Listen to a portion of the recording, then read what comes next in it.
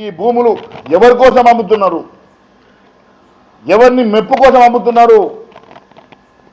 మరి నిజంగా real estate దందా చేసేటువంటి మీ ప్రియాంక గాంధీ హస్బెండ్ రాబర్ట్ వడ్రా, ఆ రాబర్ట్ రియల్ ఎస్టేట్ దందా చేస్తాడంట కదా, మరి ఆయన మెప్పు కోసం ఆయన కోసం అమ్ముతున్నావా, లేకుంటే ఎవరి కోసం అమ్ముతున్నావు? 40,000 కోట్ల విలువ చేసేటువంటి ఈ భూములు కేవలం 20,000 కోట్లకి అమ్మడానికి మీరు చూస్తున్నట్టు 20,000 కోట్ల రూపాయలు ప్రియాంక గాంధీ గారి భర్తకి ఆ రోబోట్ కోసము మీరు అమ్ముతున్నట్టుగా మాకు ఇన్ఫర్మేషన్ ఉన్నది.